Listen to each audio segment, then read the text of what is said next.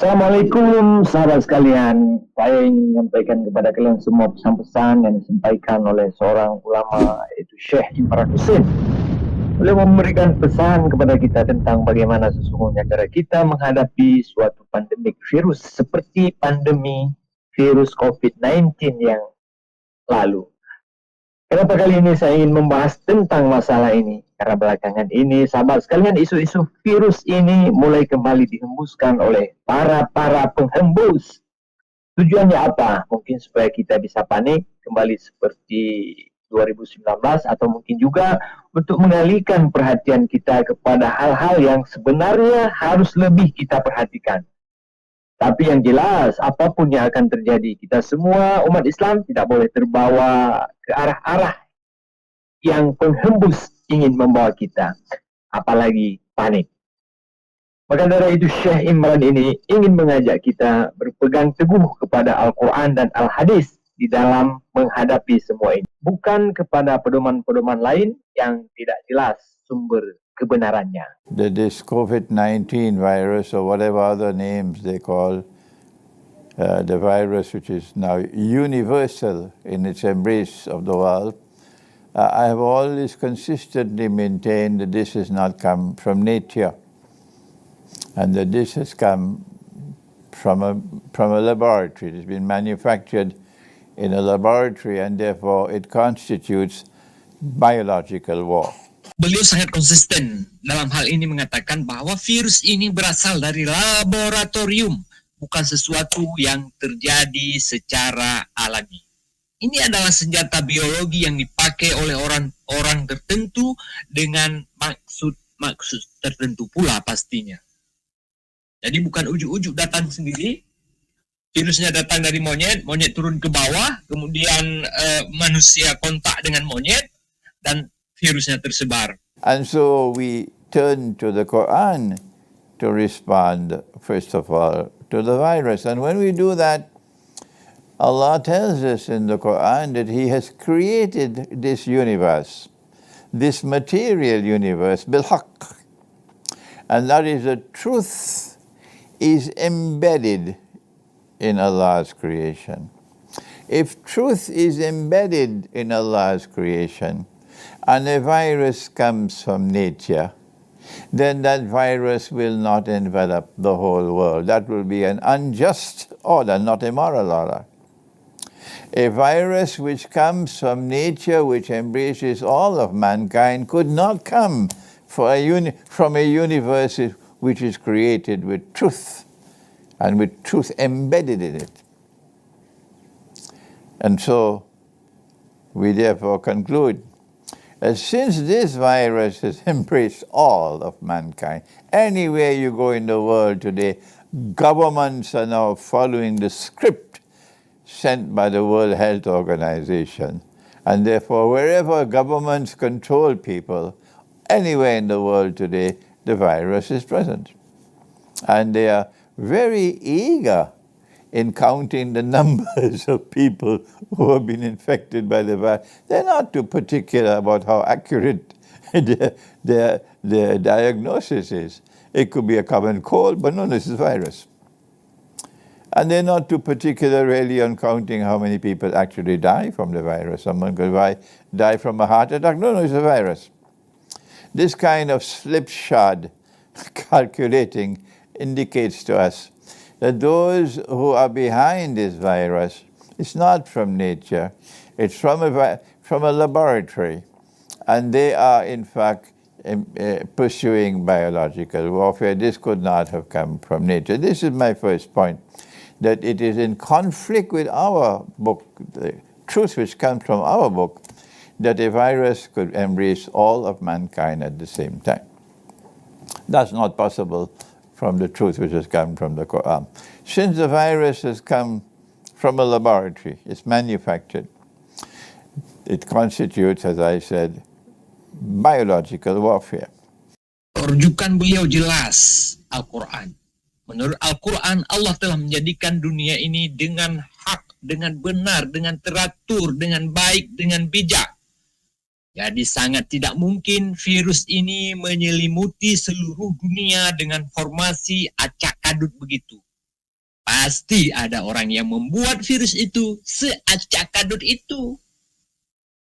I have given the analysis many, many times so far in this last 1 year or so that we've been living with the virus, that we can recognize the end game. That the end game is located in the Holy Land. And so this virus has Zionist roots in it. Because the end game is the Holy Land. And therefore, we anticipate, and when we speak and give our views, of course, only Allah can confirm that we are correct. But that does not mean that we should not offer an opinion. Our opinion is that this virus is going to continue for several years. It's not going to stop now. This phenomenon has never existed in human history. It's the first time it's taking place. And therefore that should alert our medical scholars that you should not analyze this subject purely from a viewpoint of medical knowledge.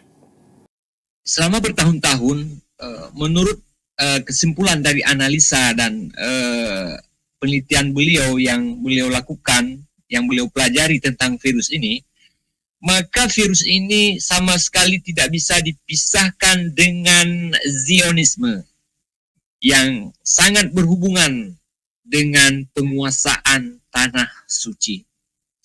Virus ini diciptakan untuk tujuan akhirnya adalah merebut tanah suci dari umat Islam hari ini.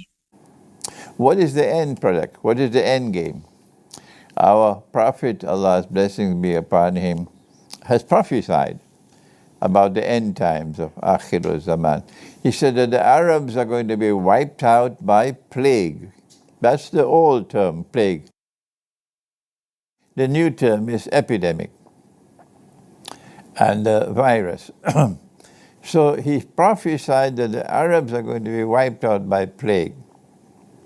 My understanding is it does not apply to the entire Arab world. My understanding is this applies in particular to Arabs resident in the Holy Land and around the Holy Land, because that's the battleground.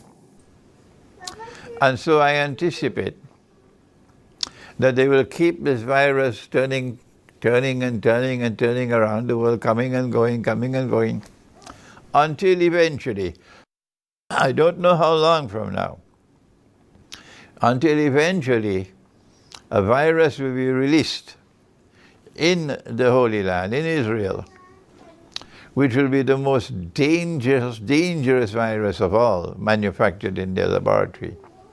And this is the one which will wipe out the Arabs. Well, then, sekarang memang kita lihat virus ini dilepaskan kemana-mana. Hal ini sebenarnya dilakukan untuk mencari formula virus yang paling mematikan. Dan pada akhirnya ketika mereka telah menemukan formula virus yang paling ganas, mereka akan melepaskannya di tanah suci. Sehingga akan memusnahkan orang-orang Arab di sekitarnya. Dalam hal ini beliau merujuk kepada sebuah hadis Rasulullah SAW bahwa pada akhirnya bangsa Arab akan dimusnahkan oleh suatu wabah, atau dengan istilah modern sekarang adalah pandemi. This is what our Prophet said, alayhi salatu wassalam. He said, if you are in a location where the virus is struck, don't leave. And if you are outside, don't enter. Indicating that he was conscious of the fact that the virus can be contagious, meaning it can spread from one person to another. I don't know whether this knowledge was in the world at that time. And therefore, a virus can lead to an epidemic or plague. But what he said amounted to quarantine. So yes, our Prophet, Allah's blessings be upon him, would impose a quarantine. But he would impose the quarantine only when there is adequate evidence that a plague or an epidemic is in place. Terus bagaimana sikap kita ketika sebuah wabah seperti ini terjadi? Kembali kepada hadis Rasulullah SAW. Jangan kemana-mana. Pesan Rasulullah SAW, jika kamu berada di daerah pandemi, kamu jangan keluar dari sana. Stay terus di sana. Dan jika kamu sedang berada di luar wilayah epidemi, jangan kamu masuk ke dalam wilayah yang sedang terjadi epidemi. Tetap beraktivitas di wilayah masing-masing. Itu cukup. He said one more thing. He said, if you are in a place where the virus has struck, and you don't leave, you remain, and you die, you go to heaven. No government can say that. The World Health Organization is miles and miles and miles away from even a sniffing of making a statement like that. No scholar, no university can say that. Only a prophet of the one God can speak like that. That if you die from the virus by staying, not running, you would be shaheed, you would be a martyr, you would enter into heaven. But did he say that you must shut down the market? Would Nabi Muhammad alayhi salatu wasalam, if he's in Islamabad today and there's a virus, there's an epidemic, and he says, don't leave, stay, would he shut down the market? Do you have any evidence? Would he say you can't go to work and earn your livelihood? You can't go and sell in the market to earn your roti? Would he say you can't go in the masjid to perform prayer? Would he do every single possible thing within the area of the epidemic to try to separate people from each other? Will you not think? No. Our Prophet never said that you should reorganize your life in an area where the epidemic is taking place, so that you have something called social distancing. No. Life goes on in the area where the epidemic is taking place. Life goes on. If I am wrong, tell me what is right. So you have no right to disrupt the economy. You have no right to disrupt people's livelihood. Yes, you have the right to impose quarantine, so that people from this area are not allowed to leave. And you can enforce that with the armed forces, with the police. And you can prevent people from entering. Yes, you have the right to do that. That's quarantine. You do not have the right to block the masjid. You do not have the right to stop people from going to the masjid to pray. You do not have the right. I'm not speaking only to Pakistan now. Rasulullah mengatakan satu hal lagi yang sangat-sangat penting untuk kita ingat, sahabat-sahabat sekalian. Jika kamu berada di daerah pandemi, kamu tetap harus berada di sana. Dan jika kamu mati di sana karena pandemi itu, kamu akan masuk ke surganya Allah Subhanahu. Itu pesan untuk orang-orang yang beriman. Don't panic. I'm speaking to people around the world who have been brainwashed to accept the authority of a government to suspend prayer, to stop people from going to the masjid. From where did the government get this authority? I don't see amongst the Muslims. I don't hear any voices challenging a government's authority. Would the Prophet ﷺ allow you to do that? That you must stand up like monkeys in the masjid, like monkeys 3 feet apart? And as soon as you leave the masjid and you go outside, you forget the 3 feet apart? Would the Prophet, Allah's blessing be upon him, would he do that you are doing? On Judgment Day, you will have to answer for that. And we are warning you, because we reject that. We reject it. If we are not allowed to perform the salat as it ought to be performed, we suspend the salat. And when we suspend the salat, you will have to answer on Judgment Day for that salat that we have to suspend. This is my comment. Yang sangat lucu dan aneh kalau kita mengingat-ingat tentang sikap berbagai macam pemerintahan di dunia pada masa pandemi sebelumnya, seolah-olah aturan yang dibuat disetir oleh segelintir orang dan membuat kita melakukan hal-hal yang tidak logis. Misalnya, di masjid kita harus jaga jarak dan dipantau terus-menerus oleh aparat keamanan. Bahkan di beberapa kasus sampai terjadi keributan. Aturan tentang vaksinasi seperti dipaksakan. Para orang-orang yang tidak melakukan vaksinasi sampai hari ini kita melihat masih segar bugar. Bahkan terbalik, ada beberapa kasus setelah orang-orang melakukan vaksinasi, kondisi kesehatan mereka malah ngedrop, bahkan sampai meninggal dunia. I have one more comment to make before I end. And I hope the Zionists are listening to me. And when you hear this comment, you can take it and put it in your pipe and smoke it.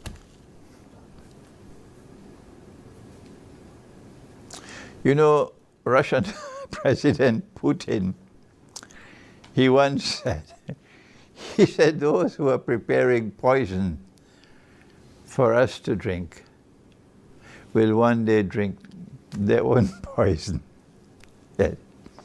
He says those who are preparing poison for us to drink will one day drink their own poison. There's much truth in that words. Much truth in those words, because that is what's going to happen with this virus.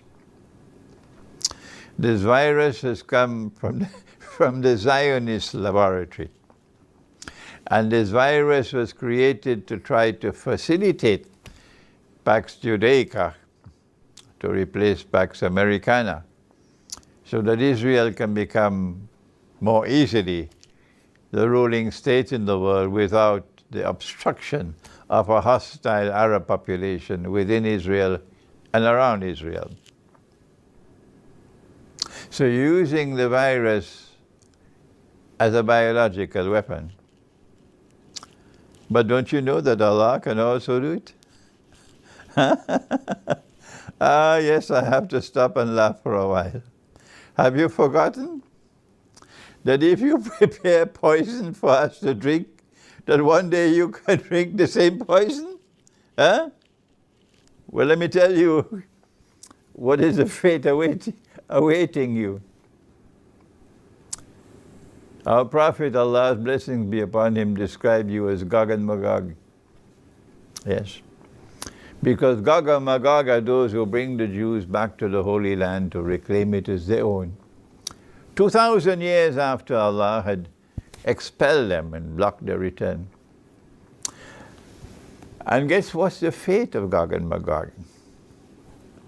Yes, there is one part of the fate in which they'll be checkmated in the north. And that's coming in the big war, Qarnayn, the first Qarn and the second Qarn. But that's not our subject. The Prophet said, alayhi salatu wasalam, that they will come down from the north and pass the Sea of Galilee on their way to Jerusalem. And by the time the last of them pass, before they're blocked, the last before they're blocked, they will say there used to be water here in the Sea of Galilee. The Sea of Galilee will be dry. So there'll be one part of Gog and Magog which will be blocked in the north, in the second Qarn of Qarnayn.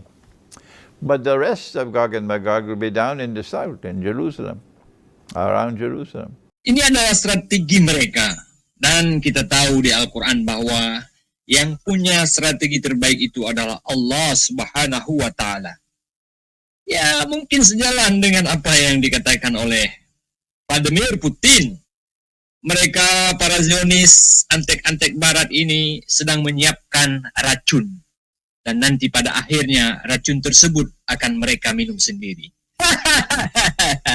And when Nabi Isa alayhi salam returns, when the true Messiah returns, when Jesus, the son of Mary, returns, and you attack him, and he goes up a mountain in Jerusalem, do you know what's going to happen then? Let me tell you. He will pray to the Lord God. And the Lord God will send a virus. Let me speak slowly, so it'll sink in. And the virus will attack you at the back of your neck, at the top of the spine. And when you are attacked by this virus, you won't be sneezing. You won't get fever. You won't have cough. No, you will be paralyzed. Totally paralyzed. But perhaps you can still move your eyes. Those who can think will recall these words of mine, and you'll understand what I'm talking about. I need to speak no more about that. You'll be totally paralyzed. That's the fate that's waiting you. The last few hours of your life will be lived imprisoned in your own body. And then by the next morning, you're dead. And when you're dead, your bodies will begin to decompose and smell. So you prepared the poison for others to drink, and in the end, you had to drink your own poison. Your biological war is going to backfire on you, and you will become the victims of that biological war. And that's all I have to say to you. Goodbye. Goodbye. Ketika Nabi Isa alaihissalam datang, beliau akan berdoa kepada Allah dan Allah akan mengirimkan virus tersebut. Dan ketika Allah kirimkan virus yang paling mematikan itu kepada kamu, wahai para Zionis, akan lumpuh. Lumpuh total. Kamu akan lumpuh. Hanya matamu yang masih bisa kamu gerak-gerakkan. Kamu akan terpenjara di dalam tubuhmu sendiri beberapa jam sebelum engkau mati. Sahabat, ada baiknya pesan-pesan beliau ini kita ingat. Karena ucapan beliau senantiasa bersumber dari kajian-kajian beliau yang bersumber dari Al-Quran dan Al-Hadis. Wallahu a'lam. Assalamualaikum warahmatullahi wabarakatuh.